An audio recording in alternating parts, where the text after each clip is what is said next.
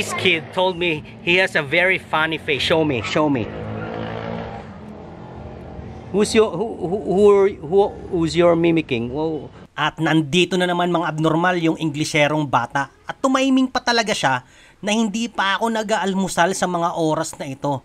Kaya ito yung muka ng mga batang magaling sa American English at hindi sanay yung tenga sa Filipino English. Kaya paano nga ba nangyari to? Subaybayan ng buong vlog. Huwag niyong kakalimutang mag-subscribe. Okay?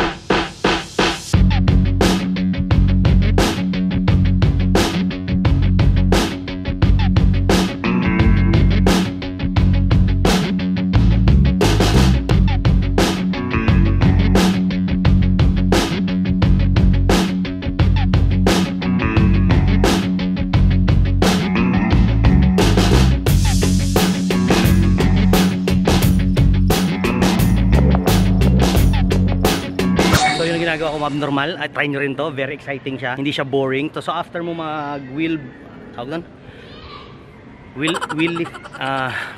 mag-set ka ng timer katulad nito. Tama, kita ko sa inyo. Timer. Okay. Kung may timer ka kasi pag basketball ka, mas mabilis kang palawisan kasi hinahabol mo yung oras. So meron akong 1 minute timer. Kailangan makashoot ako ng 3 points, as many as I can. 2 rounds yun. Kada tapos ng round meron siyang 10 seconds rest, 2 cycles yun. Okay, tinan nyo. Prepare. 3, 2, 1. Work.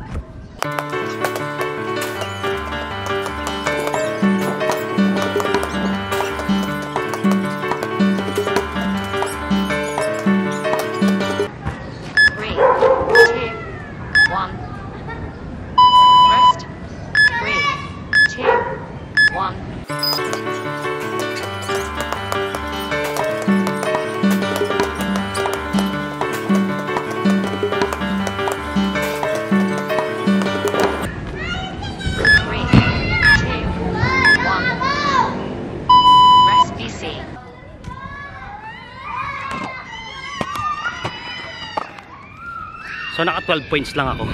Sa loob ng 2 minutes 'yun with 10 seconds ang tawag dyan, interval na rest. Na-discover kasi sa tao kung bakit nagsisipag ang tao kasi may deadline. Pag wala kasing deadline, alam mo walang deadline isang bagay, hindi ka na pupush Hindi ka na pupush. So naisipan ko tong 2 cycles 1 minute 2 cycle challenge.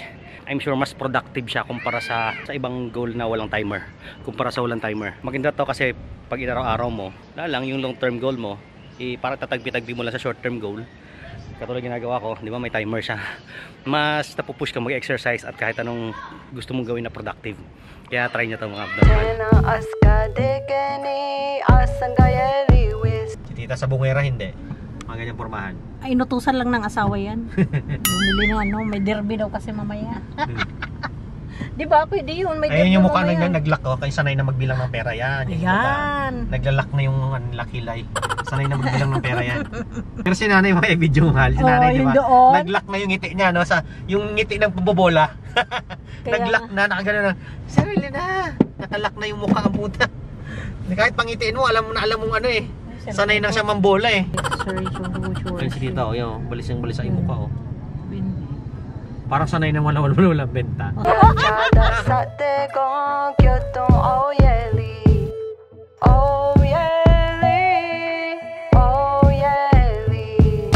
May interviewin ako dito. Kasi itong mga batang to, gusto niyo ba ng volleyball? Bakit? Pang lalaki ba volleyball? Pwede pang bakla lang ang volleyball. Pwede po pang lalaki. Kasi pag nagba-volleyball, di ba, gumaganyan yung kamay. Hindi ba pang bakla 'yan? Kung papiliin kayo, volleyball, basketball? Basketball. Sinong gustong volleyball tas kamay? Sinong gustong basketball? Alam ko na balang araw kung sino may potensyal. Okay mga abnormal, nandito tayo sa Barangay Dos. Actually, matagal lang may schedule dito. Hindi lang matuloy-tuloy. Pwede bang mamasyal-masyal dito sa loob ng barangay nyo? Okay. Yun ang tinatawag na hospitality. Alam mo sa barangay na to?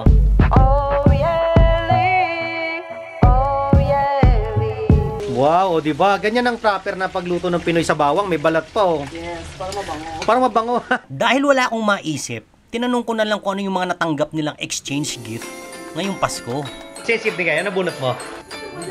Bigas. Wow, oh, di ba? Sek, ano nabunot mo, Sek? Ikaw, madam, anong nabunot mo sa ano, sa Christmas? Anong natanggap mo sa exchange gift ngayon? Kumot? Tita, ano po natanggap niyo ng exchange gift? Grocery. Jacket. Jacket. Okay. Sexy dress? Kumot at tuwalya. Kumot at tuwalya, o di ba? Diyan lang piyesta nila dito is ano, January 3. Tama? Tinanong ko pa talaga ko. January 4, pesta pa hindi na. Tawag doon sa kasaidan. Oo, mananaid na yung mga bisita. Kaya pagka may kusang loob, din sila yung maghuhugas ng plato. Ah. Rona, ano natanggap mo ng exchange gift? Ano? Ano natanggap mo exchange gift ngayon? Mga hanger, panini sa CR. Talaga?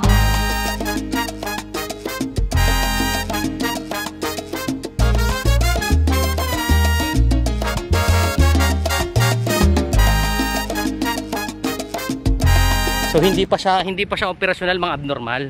Pero ang ganda dito, no, Konsyal, no? Wow, pusang gala. Ito palang magandang view dito, mga abnormal.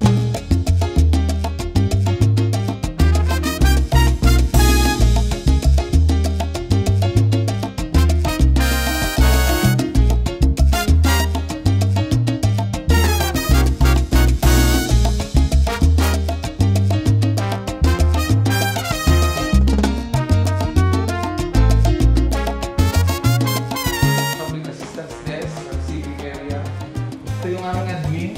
Ito yung sa aming duty of the day na counselor. SK corner ko. Treasurer, secretary. Yung aming Bawsi and CCTV room. Telephone and conference hall ko. Ito yung aming kusina. Pisina. Okay.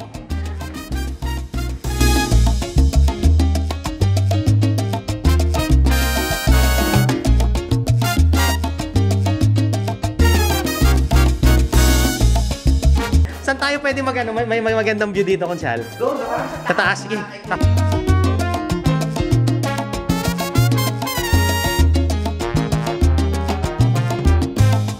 Ito na yung taal mismo. Lapit ko sa taal, mga abnormal. Tinan mo. Ayun lang siya, oh. Nagiging green ba yan o ganyang brown lagi siya? Hindi pa po siya pumuputok, verde po lahat.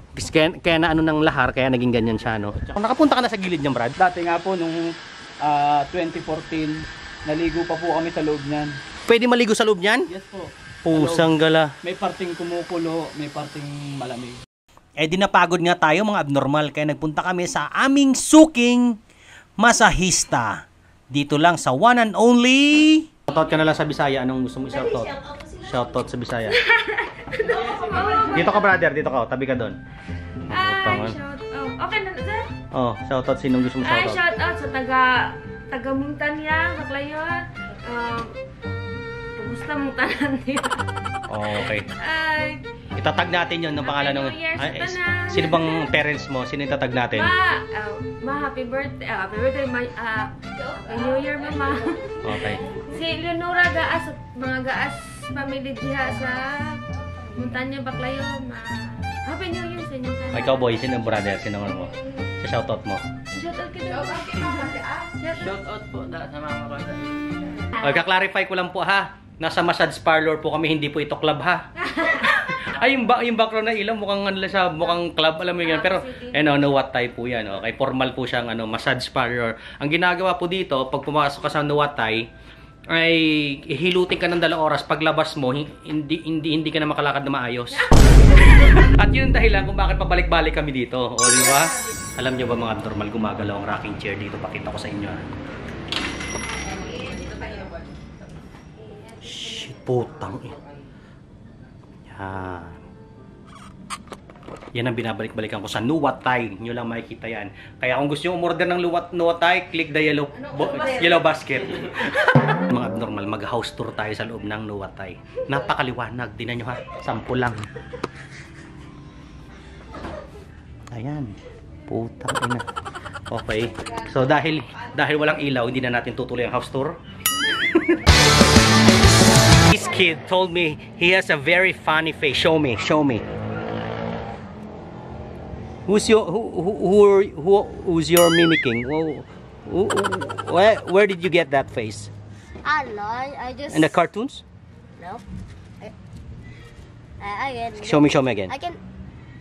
What the heck is that? It's called a mustache face icon. Mustache face. It's like Super Mario, right?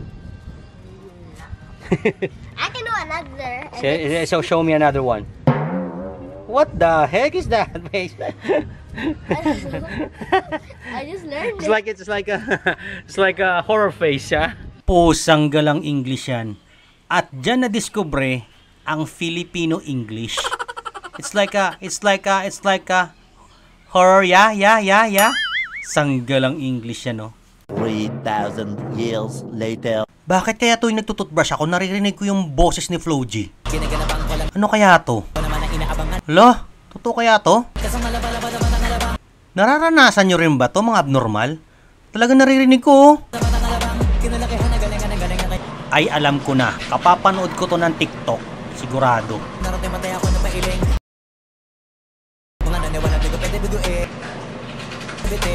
Mga tinga na alang busugin ko pa din kahit kabisado.